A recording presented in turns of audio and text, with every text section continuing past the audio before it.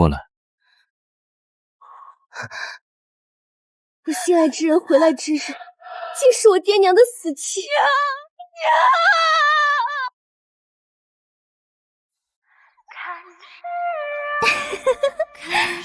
怀瑾哥，你真不见他。小姐，要不咱们先回去吧。顾少爷刚回来，兴许是累了。不是累了，是不想见我。那笑声我认得，是秋棠，我曾经的贴身丫鬟，真是可笑。等了5年的人回来了，我是最后一个知道的。哎呀，沈小姐你不知道吗？顾少爷前天就回来了，身边还跟着个漂亮姑娘呢。可能是他的朋友。沈小姐，小姐。顾怀瑾转过头来，他看见我的那一瞬间，表情变了3变。他站起来，扯了扯衣领。青怡，你怎么来了？我怎么来了？这几个字像一把刀，捅进我等了5年的胸口里。我只是走过去，把那只翡翠钗子放在桌上，钗头雕着一朵梨花，叶子薄薄的，翠绿透亮。这5年来，我每天带着它，一天都没有摘过。顾怀瑾看着那只钗子，脸色微微变了一下。我来还你这个。他沉默了几秒，然后叹了口气。青怡，我知道你很难过，可是人的感情是会变的。我只是不喜欢你了，这有什么错呢？我只是不喜欢你了。他说得很轻，轻得像在说今天的天气不好。我看着他的眼睛，想从里面找出一丝不舍、愧疚，哪怕假模假式的心疼，可我只看到了如释重负。我忽然想笑，这个站在我面前的男人，已经不是当年跳进河里把我救起来的那个少年了。我转身走了出去。怀瑾，小姐她会不会……别管他。这3个字清清楚楚地钻进我的耳朵里，我没有回头。小姐，咱们回家。小姐，你去哪儿？我要去渡口。5年前，顾怀瑾就是从这个渡口走的。那天，他穿着新做的藏青色长衫，站在船头冲我挥手，喊着等他回来。那天是个晴天，江面上波光粼粼的，他的船越走越远，越走越小，最后变成一个黑点。我在那里站了很久，直到翠萍来拉我。小姐，天要黑了，咱们回吧。小姐，我家乡的未婚夫来找我了，我想跟他回去过日子，求小姐成全。你8岁到我身边，跟了我整整10年。去吧，这50两银子留着做你的嫁妆。可他的未婚夫呢？他现在怎么会在这里？在顾怀清的怀里。5年后，我又站在了这里，渡口还在，江水还在，来来往往的船还在，可那个说等我回来的人回来了，心却不在我这儿了。我在渡口站了很久，我沿着江边走，走到那座石桥上。小时候，我和顾怀瑾经常在这座桥上玩。有一次，他捞了一条巴掌大的鲫鱼，举起来给我看，结果脚下一滑，整个人栽进水里。鱼还在，鱼还在！我在石桥上坐了下来，看着江水发呆。翠萍在我旁边坐下来，时不时看我一眼，欲言又止。天色一点一点暗下来，夕阳把江面染成了暗红色，像一滩化不开的血。我想起他送我那只钗子时的样子。这是我娘留给我的，说只给顾家的儿媳。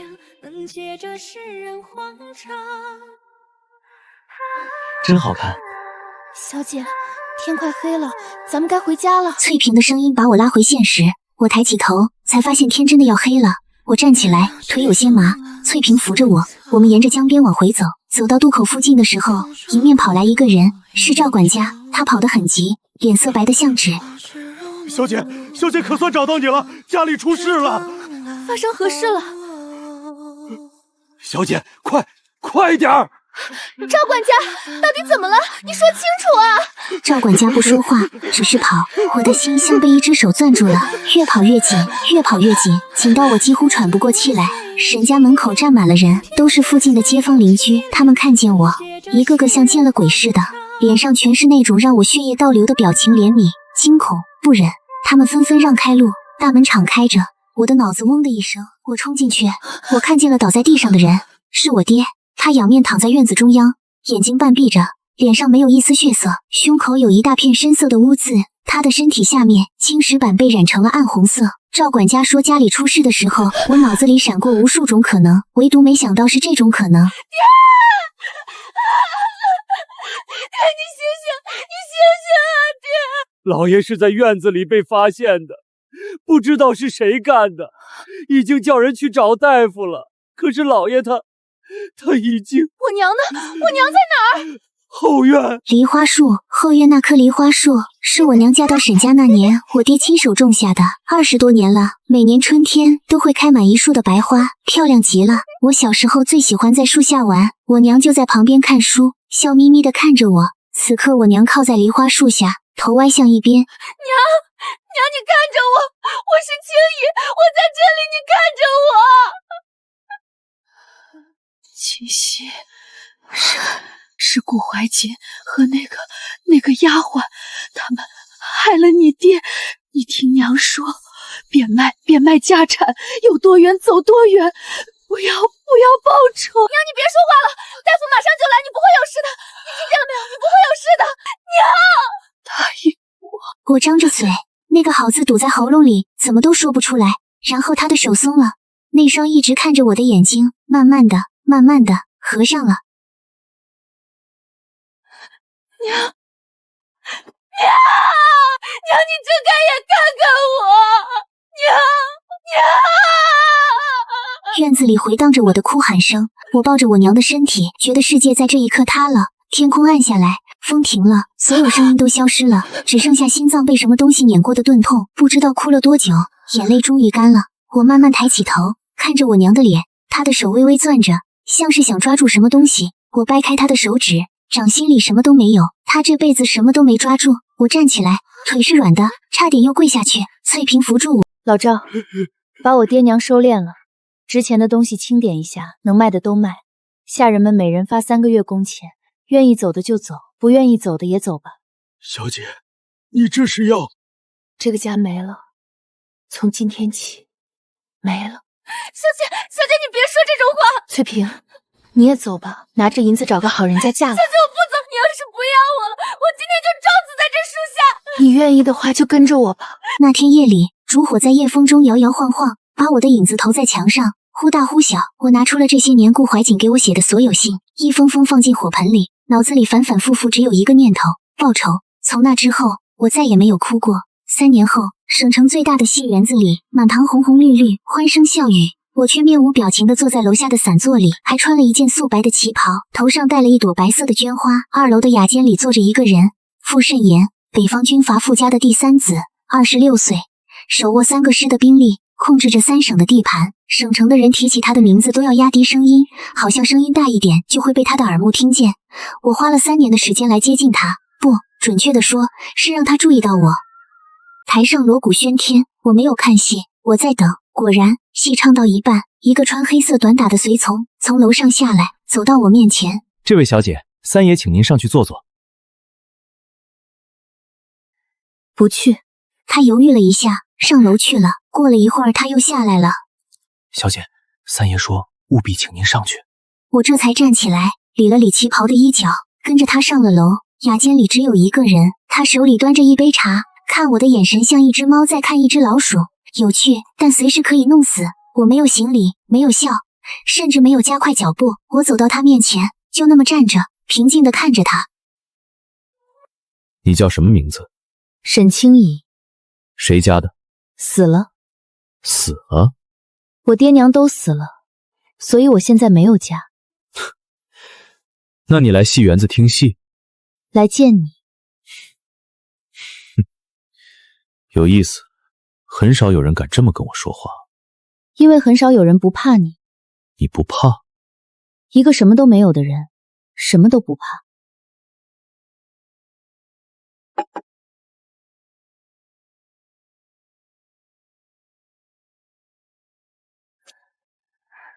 你知道上一个跟我说这种话的人现在在哪儿吗？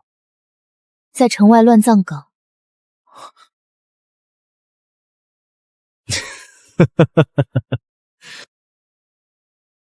沈清怡，我记住你了。从那天起，我就成了傅慎言身边的女人。他没有给我任何名分，我也不在乎。我知道像他这样的人对主动送上门来的女人总是多几分疑心，太着急要名分反而会让他起疑。我不急，我等得起。我在傅慎言身边待了1年，从那个穿白旗袍的女人变成了三爷身边的沈小姐。他出门谈事情会带上我，见客会让我坐在旁边。半年后的一天晚上，傅慎言喝了酒，让人把我叫到他房里。我去的时候，他半靠在榻上，领口敞开，手里还捏着半杯酒。屋子里光线昏暗，只有一盏油灯在角落里燃着，把他的影子拉得很长。过来。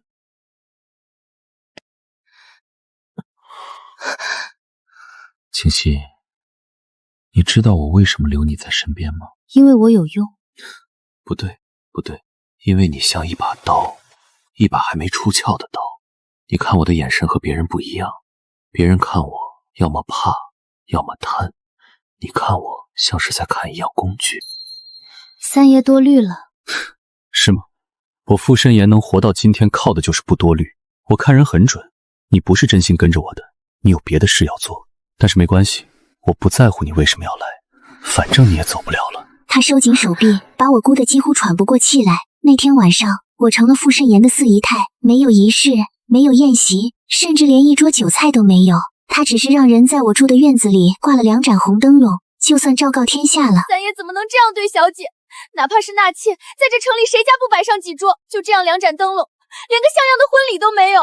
翠萍，婚礼是什么？是给外人看的。我不需要外人知道我是怎么嫁的，我只需要他们知道我是傅慎言的女人。傅慎言的女人这几个字在省城就是通行证。成了四姨太后，她会在半夜突然出现在我房里，不管我睡了没有，她会在我出门的时候派2个卫兵跟着，她会翻看我的东西，检查我来往的信件。翠萍很不习惯，总是跟我抱怨说三爷管得太严了，像坐牢一样。我没有抱怨，因为我需要的就是他对我有占有欲。我用了1年的时间，一点一点地获取他的信任。又过了几个月，我觉得时候差不多了。三爷，我听说顾家的顾怀瑾最近在省城开了洋行，生意做得挺大的。你认识他？认识，小时候的邻居。他抢过你的东西。他欠我一条命。三爷，我跟了你快1年了，今天我想求你一件事。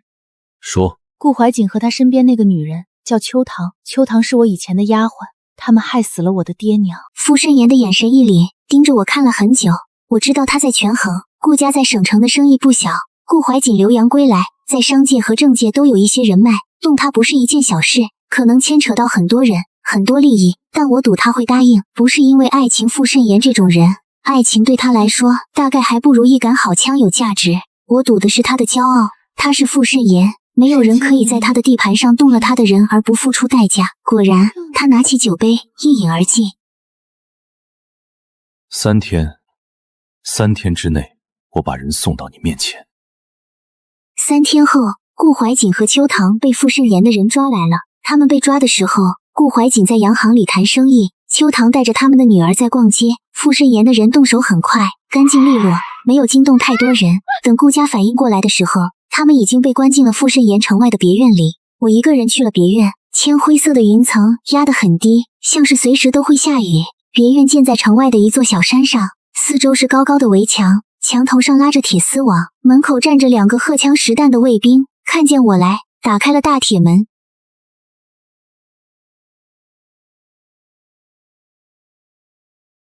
四姨太，人在里面，都绑好了。没三爷的命令，一只苍蝇也飞不出去。那个孩子呢？那孩子在隔壁屋里，有人看着。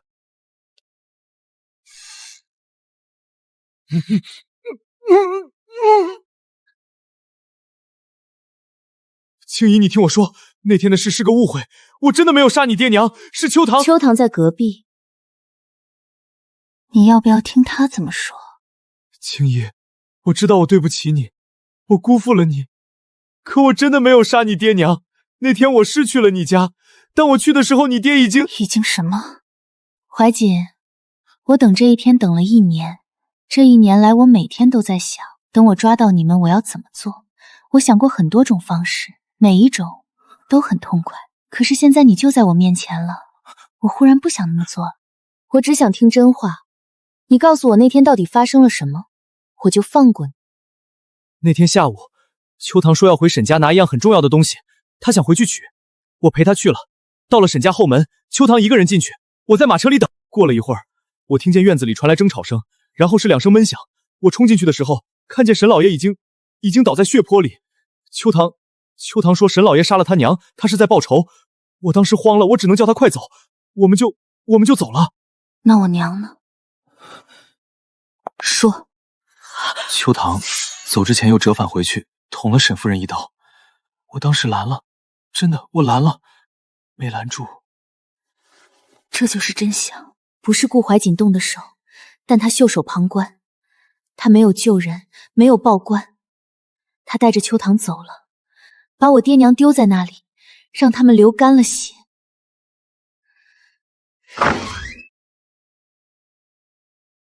你为什么要杀我爹？因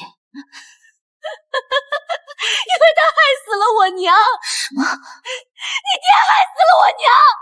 沈清溪，你以为你爹是什么大善人吗？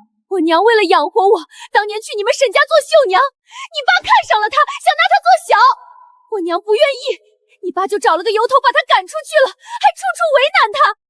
因为你爸的处处为难，我娘生病都没钱买药，她死的时候我才6岁，我6岁就成了孤儿，在街上要饭，被人贩卖来卖去，最后我竟然被卖到你们沈家当丫鬟。沈清怡，你告诉我，你知道每天看着杀母仇人是什么感觉吗？我等了8年，终于等到一个机会离开沈家。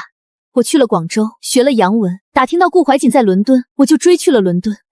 我花了4年的时间让他爱上我，我要让他回来，我要让他当着你的面抛弃你，我要让你也尝尝被抛弃的滋味。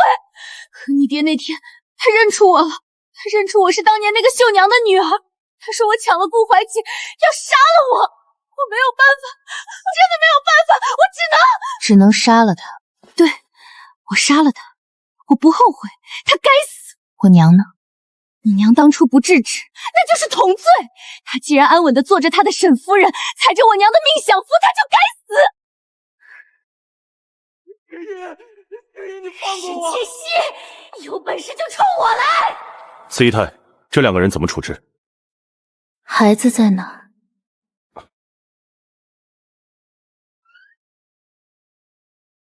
你叫什么名字？别怕，我不会伤害你。我叫艾秋。艾秋，顾艾秋，把那2个人带过来。秋堂，青姨，你要杀就杀我，放了秋堂，我求你。艾秋才3岁，她不能没有娘。够了。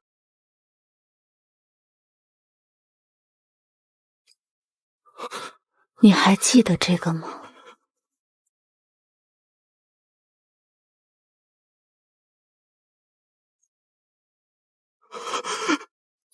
这只才是真的，从此以后你我两清。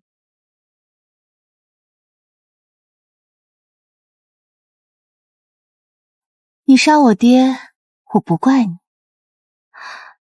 我爹害了你娘，你要报仇，天经地义。但我娘没有害过任何人，她这辈子连一只鸡都没有杀过，她连看到蚂蚁都会绕着走。你不该杀她。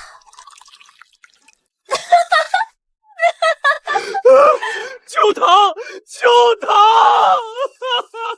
青姨，我活该，我对不起你，我对不起你，我欠你的，这辈子还不清了。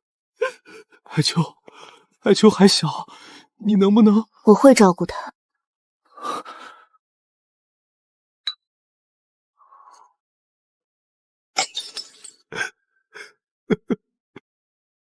爹娘，我给你报仇了。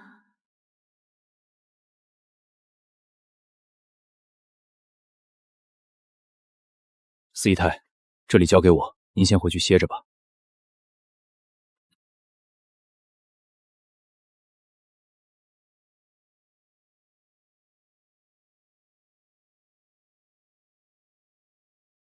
艾秋，跟我走，别怕，坏人已经走了。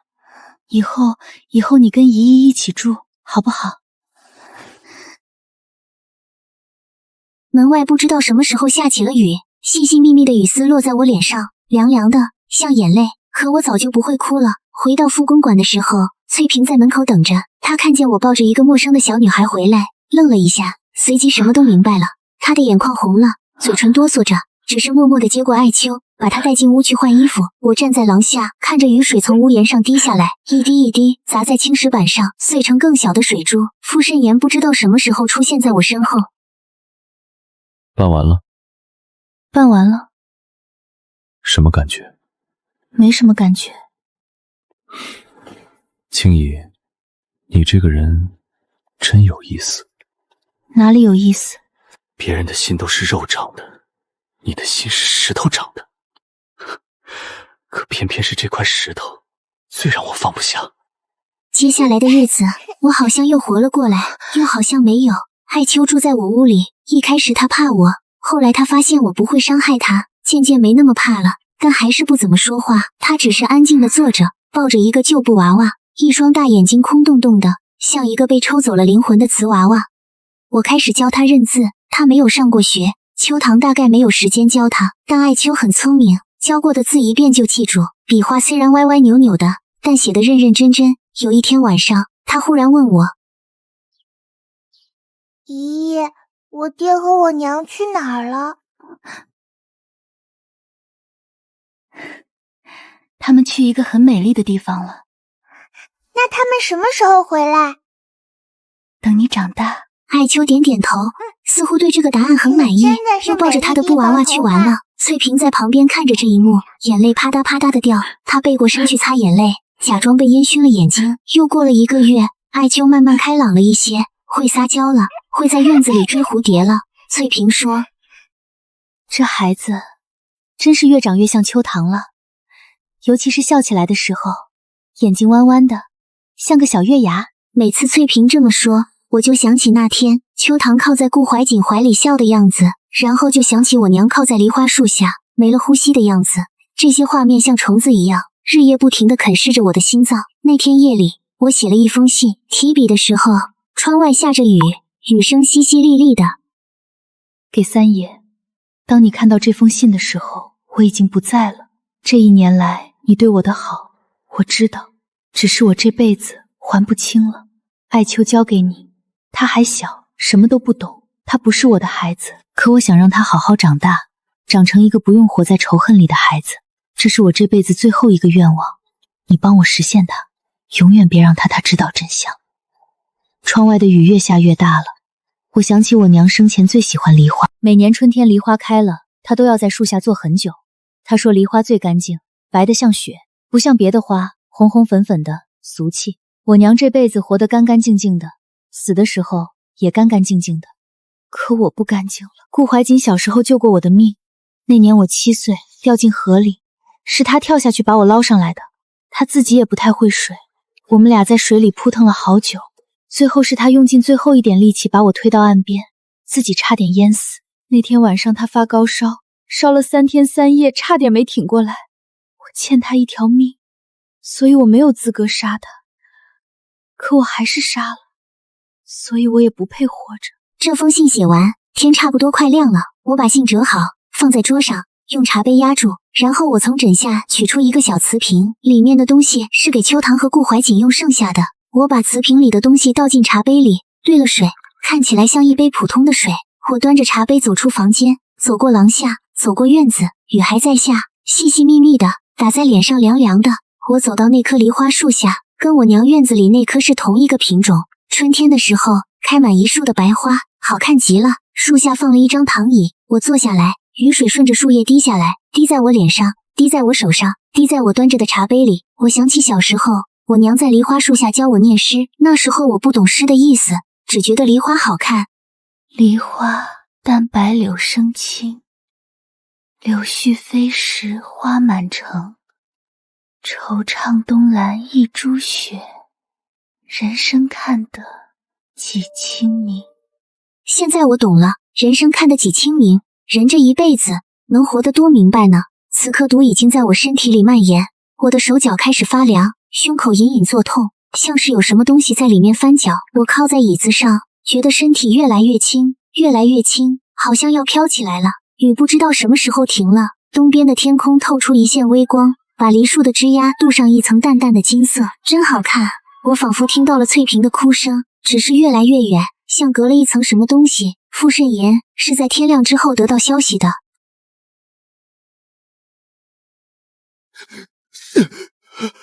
三爷，四姨太她……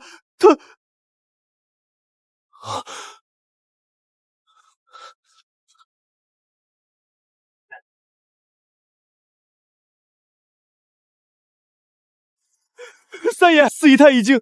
滚！傅慎言把沈清怡放在床上，给她盖好被子，把被角掖得整整齐齐，然后他在床边坐下来，握着她的手，她的手已经凉了，凉得没有一丝温度。天黑了，傅慎言终于动了，他松开沈清怡的手，站起来，走到桌边，桌上有一封信，被茶杯压着。